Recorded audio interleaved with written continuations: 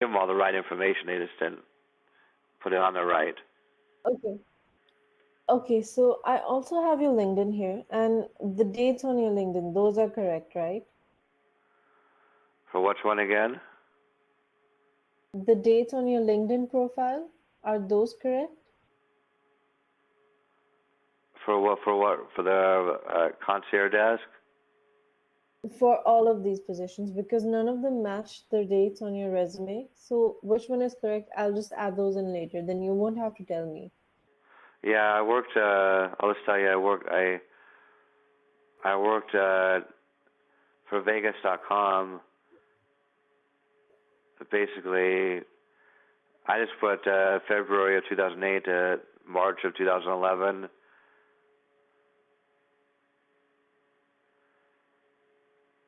Mm-hmm. And that was over at Bally's in Let me Paris. just open this. Give me a second.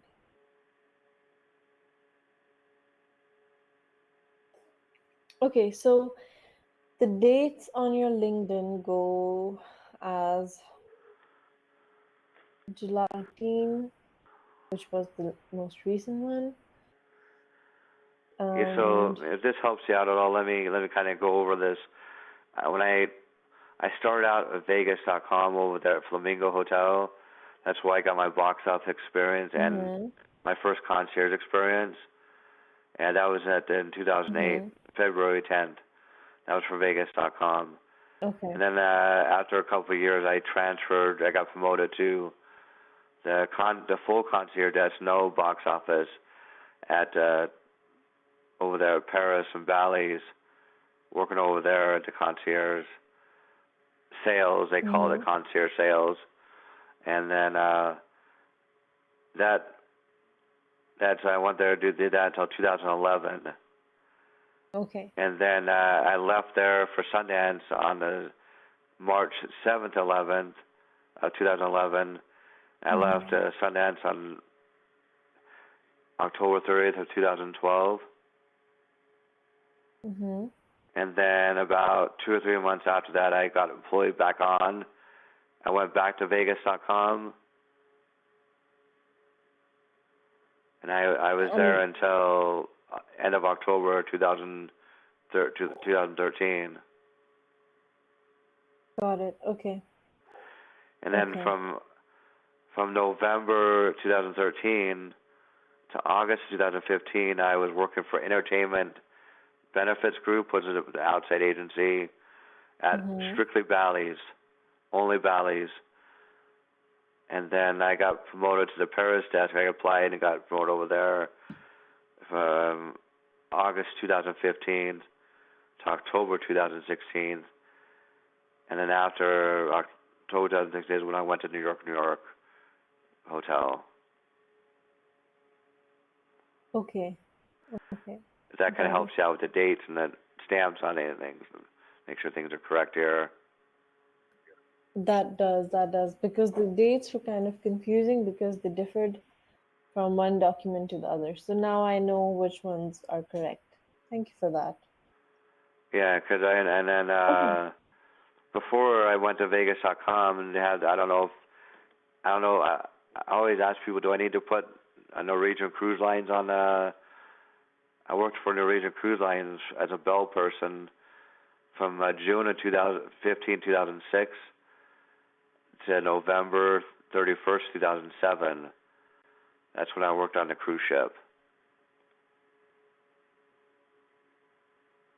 Hmm. That one I was 50-50 on. I was assessing if I need to add it or not. So I thought maybe we'll talk about it and then I'll decide, because most probably I will not add it. I'll just put it under other experience because that's not in line with anything you're targeting. So I don't really need to give any details for that. Yeah, because I didn't. I mean, I think the biggest problem with the resume is I don't want them too long. If you get them too long, I think it gets too long. They don't want to look at them anymore. Too many things on there. So Exactly. the more relevant experience, I think, within the Exactly. last We 6 years want or something. Yeah, we want to keep it minimal. We want to keep it very streamlined so the recruiters can actually capture your accomplishments, you know, because they scan through the resume in like 30-40 seconds. They don't do a thorough read. So we want your accomplishments to really stand out. So it catches their eye. And then, I mean, I usually never get asked about the Sundance one, so I mean, they never ask me why I left there. But I always tell them I missed the concierge job and I Mhm. wanted to go back. So that's all I tell them there. Okay. We don't have to go into a lot of detail. We'll just discuss some of your major accomplishments and some of your primary responsibilities. So let's Okay. begin with this. Reservations, Sundance Hotels from March 2011 till October 2012. What were your primary responsibilities? Basically, it was a phone job. You're on the phone answering phone calls from hotels, like the concierge desk. Then you have a lot of salespeople on the strips, independent companies, calling in to book helicopter tours for guests, and you also answered emails that came in every day.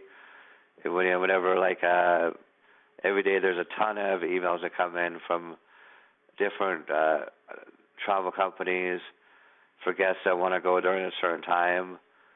I should say like Greyhound, not Greyhound, Greyline tours or whatever. So whatever groups are, I mean, different companies out there. They have guests. They call them on the phone, and say, "I want to do this tour." So they put the request in. If it's honored, we book it and we send it back to them with the confirmation number. We did a lot of those and answering phone calls when I worked there. Okay, got it. So how many hotels did you manage calls for? Do you have any It was idea? all the major hotels on the strip. I mean, and tour companies, pretty much everywhere. Everywhere we did stuff for. Okay, so did you have your own system in place? Because this is a multi-layer job. You're handling a lot of phone calls for many different hotels. So how did you maintain operational efficiency? Well, we had our own desks. I mean, we had certain calls. We had our headphones on. I mean, it was everybody had their Did you times. have I mean, your own management systems? You know, some people have their own personalized system or approach to managing their tasks. Did you have something like that? well, after yeah, we had our own like each day we had a certain amount of time to work on our correspondence that's received in the email box. We'd have like maybe an hour, 2 hours to respond back to the emails that we received. Then the rest of it we'd take phone calls, and Hmm. that was all. I mean, we had a manager. We had a manager we answered to. I mean, it was a lot of reservations. Is all I got. A lot of reservations for helicopters. Got it. Okay.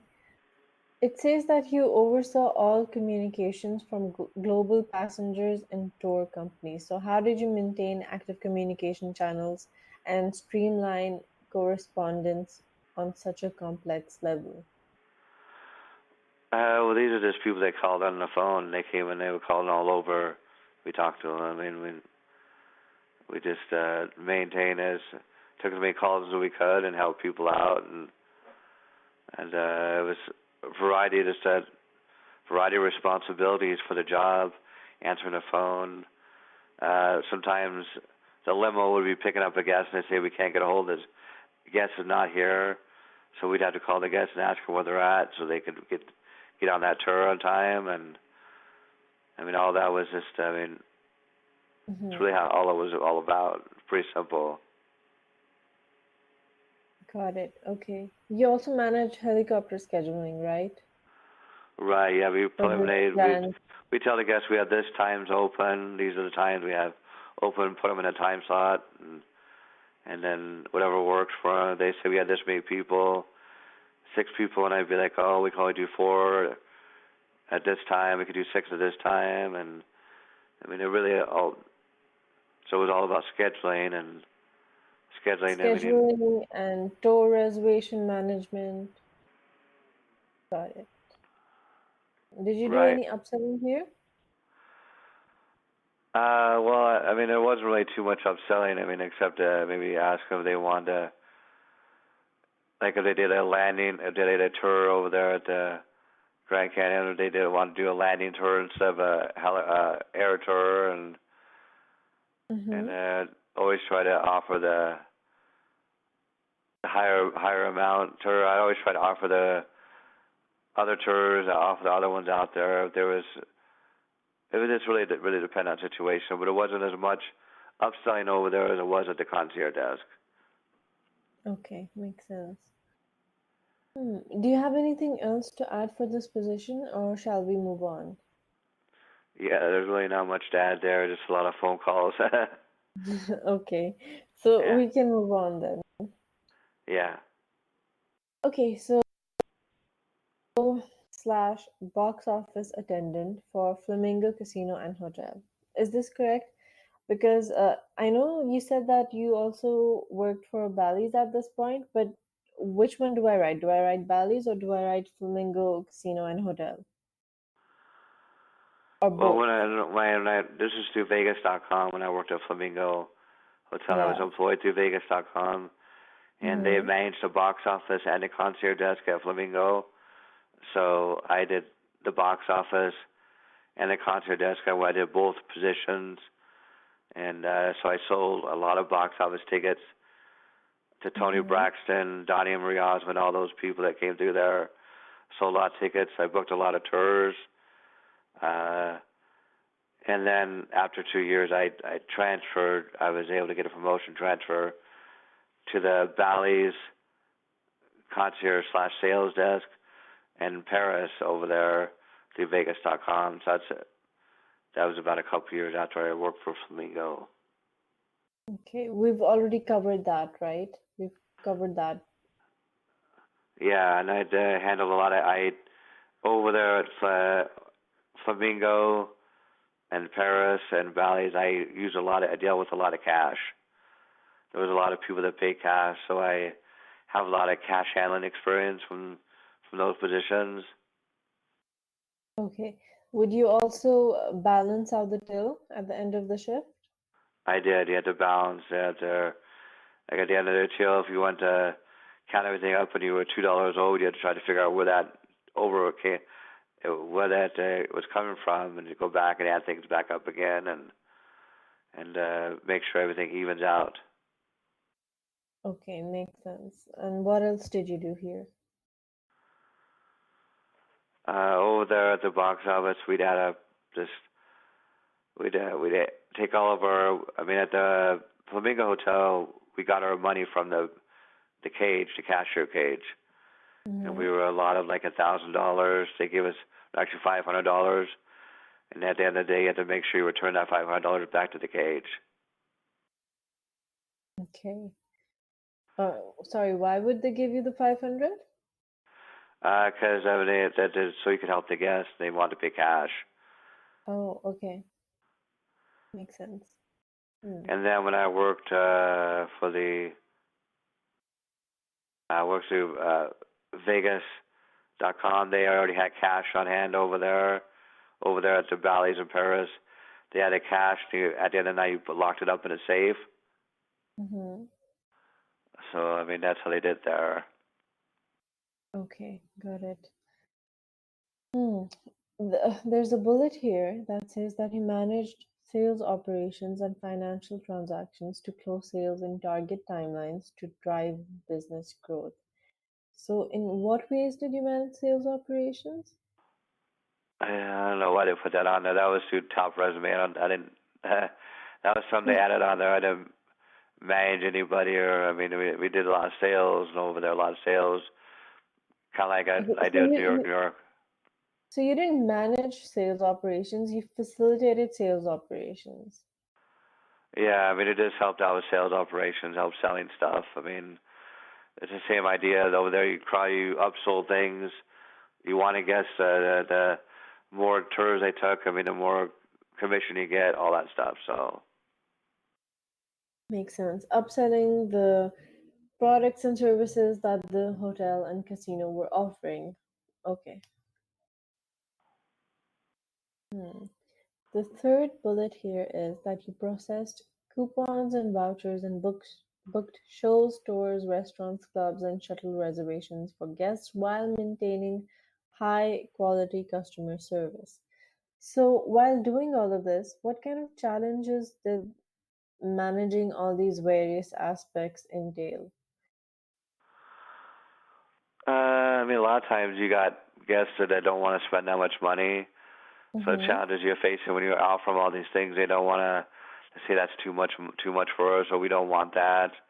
We just want to do this instead, or so. I mean, the challenges you face. I mean, if the guest has the time, they have the money, they'll do a lot of these things you offer. If not, then you gotta try to find them something that's within their budget. So I mean, and being on that, so you can still sell stuff and give them that customer service, and it's just a lot of vast questions to the guests, qualifying questions. Got it. Okay. Hmm. Okay. So you delivered high customer service to guests, visitors, and vendors, and exceeded expectations through ongoing guest assistance, through expert performance knowledge and customer service skills. This is the bullet. So, what my question is, did you receive some form of official recognition for your service excellence?